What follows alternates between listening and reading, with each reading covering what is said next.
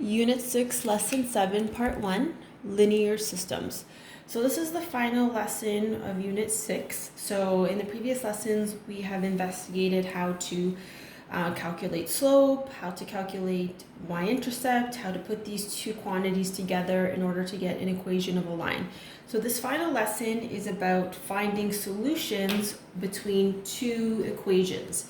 So when a question says determine the solution, that is another way of saying what is the point of intersection, or POI, sometimes you'll see me write it like that, between two linear systems. So if we take a look at this picture right here, so we have a line with a positive slope and then a line with a negative slope. This point right here is their point of intersection, or their solution. So what that means is that at this point, for both of these lines, when x is equal to 2, y is equal to 3. So there's three different ways that we can find the solution. So the first way is if you have two parallel lines. So if you recall from a previous lesson, two parallel lines, the m value, or the slope, is the same.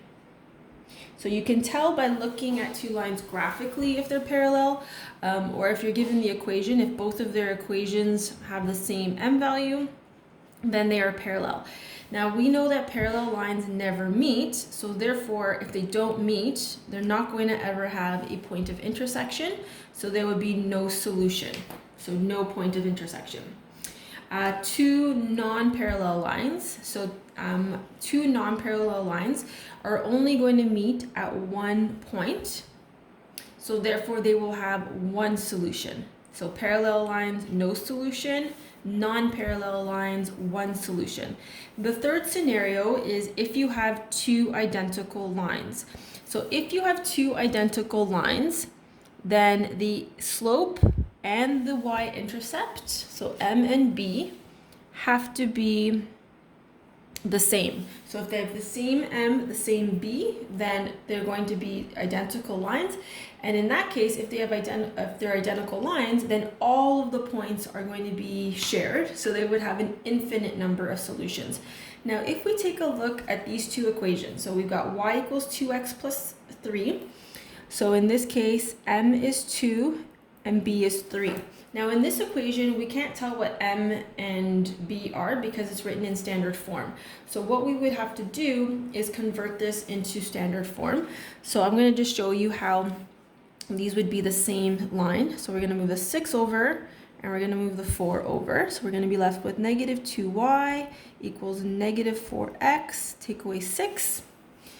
So again, I've just moved the 4 over and the 6. So when they move over the equal sign, it changes to negative.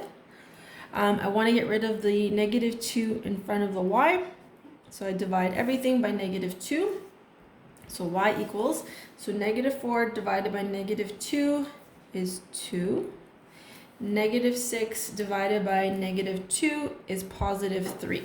So once I've isolated it and put it in y equals mx plus b form, I can see that they are the same line, so it would have infinite solutions. Okay, so let's try doing an example. So it says, how many solutions do the following pairs of lines have? So the first thing we need to do is we have to make sure that both of our equations are in y equals mx plus b. Then we're going to look at our slopes and our y-intercepts. So my first equation, it's going to go here, y equals 4x plus 5. So it's already in y equals mx plus b form. And I'm just going to do a little analysis of my important information. So this has a slope of 4 and a y-intercept of 5. My next equation, I need to get it into y equals mx plus b form. So negative 8x plus 2y plus 1 equals 0. So unless it's in y equals mx plus b form, I can't get these values. So I'm going to start moving things over. So the 1's going to move over, the 8 is moving over. So I'm left with 2y equals negative 8x when I bring it over becomes 8x. The 1, when I move it over, becomes negative 1. I need to get y by itself, so I need to divide both sides by 2. So this becomes y. 8x divided by 2 is 4x. Negative 1 divided by 2 is a half. And then once I have it written like this, I can now analyze my slope and my y-intercept. So the slope of this line is 4, and my y-intercept is negative a half. So now I can go back to the top and see which scenario is being observed. So slope of line number 1 is 4, and slope of line number 2 is 4. So when my slopes are the same, it means that my lines are parallel.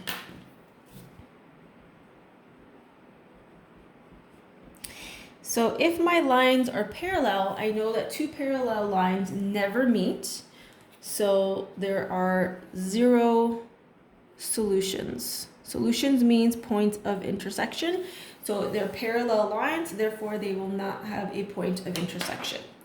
Okay, so let's do one more example. So we've got 3x plus 4y take away 8 equals 0, and y equals 2x plus 5. Oops, I'm off the screen. There we go. So I have my two equations, so I need to figure out slope and y-intercept in order to get my conclusion. So my first equation, I'm going to write it right here. 3x plus 4y take away 8 equals 0. So I need it in y equals mx plus b form. So what that means is the negative 8 moves over and the 3x moves over.